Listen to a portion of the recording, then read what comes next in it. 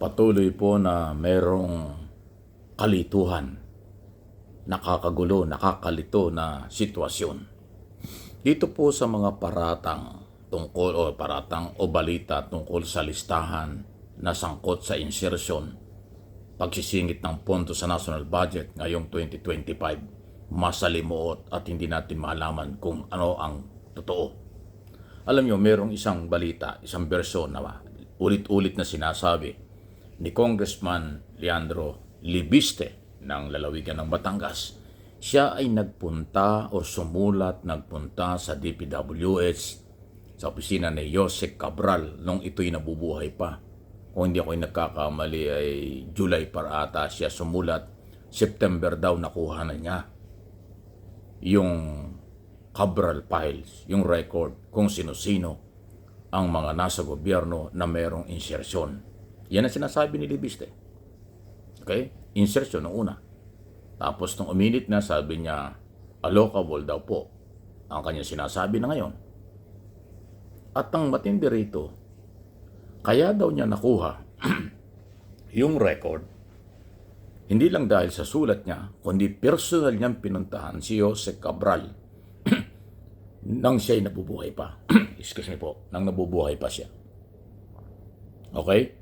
At ito raw po ay iniutos, pag-uutos daw po ni Secretary Dizon na ibigay sa kanya. O yan ang sinasabi, di ba?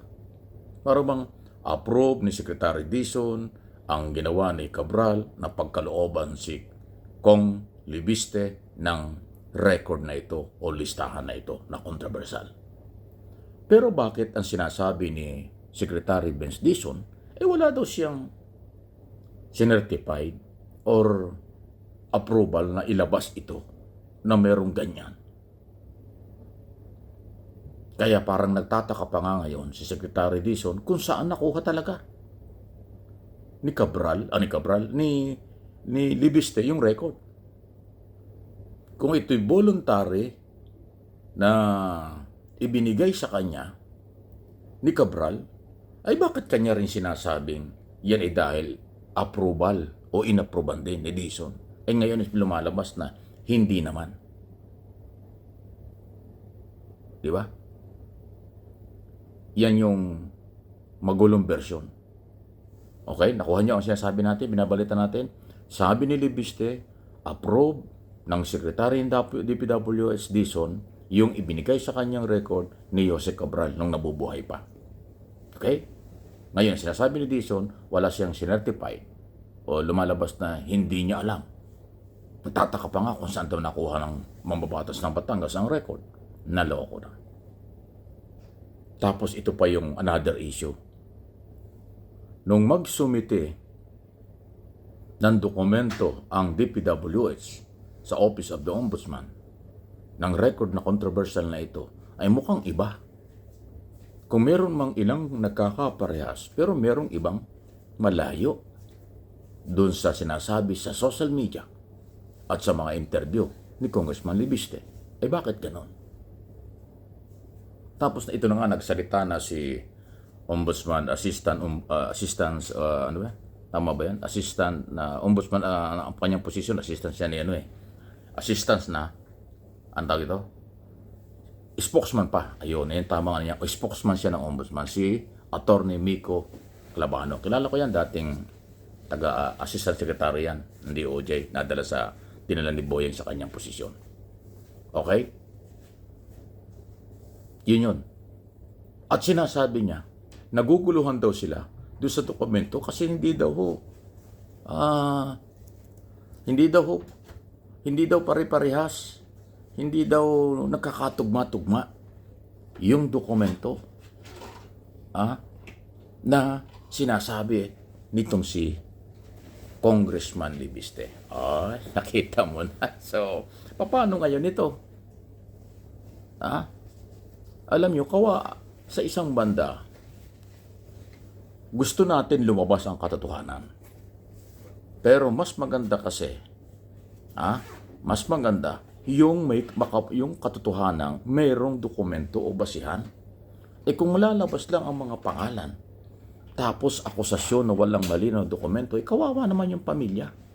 Huwag nating kalimutan ang pamilya ng mga tao ang siya pong kawawa. Kung yung politician manhid na, sanay na sa mabanggit ang pangalan kasi politiko sila. Yung kanilang pamilya, hindi. Yun po yung masakit na epekto ng ganong sitwasyon. Di ba? So, kaya tayo naman nagpapalaala lang, hindi naman tayo nanghuhusga na lahat ay palpak. Pero mas mabuti na po yung, ano ba tawag dito, na mayroon hong dapat na napapangalagaan pa rin. So ngayon, sino ang ating papaniwalaan? Si Congressman Libiste? Ombudsman? Or Secretary Dizon? Nabanggit ko na rin dati pero masalimot nga. Parang tumatagal, lalo pang nakakagulo. Lalo pa hong nakakapag-isip tuloy sa ngayon dito. Kaya, ang isa ko sa nakikita kong solusyon dito, sana gawin ni Senador Ping Lacson at ng mga senador. Blue Ribbon Committee ng Senado ang mag-imbestiga. Kasi pag sa Kongreso po, inilabas, halimbawa dyan, Kongreso mag-imbestiga, ay sabi ni Congressman Libiste, mga congressman daw pumipigil sa kanya, o di may problema na.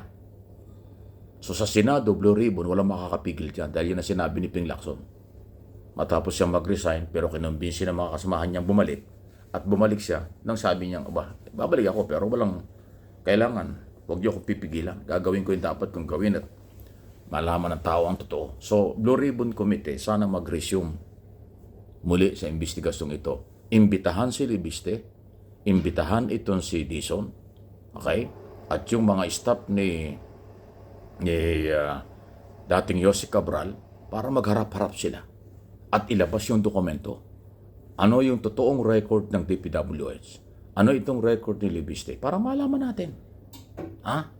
Para naman malinis ang pangalan ng mga taong posibleng walang kinalaman at yun naman talagang mayroong kinalaman na talagang madiin at panagutin, kasuhan, ipakulong kung kinakailangan. Yun po importante. Katarungan at katotohanan ang gusto ng taong bayan. Hindi ang kalituhan, hindi yung laglagan na wala sa lugar o kampihan. Ako at ang aking mga channel, kayong mamamayang Pilipino, Luzon, Visayas, Mindanao, bagong taon. Happy New Year po sa ating lahat. Hindi po ako nagagalit, pero ito'y bahagi lang ng aking mga sinasabi at paninindigan. Walang bakasyon ng balita, walang bakasyon ng mga nangyayari, kaya tayo'y tuloy-tuloy nagpapahayag ng ganito. Pasintabi na kahit kayo puyat or dahil napagod sa Christmas at bagong taon, pero itong balitang ito kailangan natin hong bantayan Tayo ang komplainant, tayo ang biktima, pera ng bayan ang nawala. Bakit parang pinapaikot-ikot lang tayo ng ibang mga tao dyan? Hindi pwede yan. Mananagot kayo.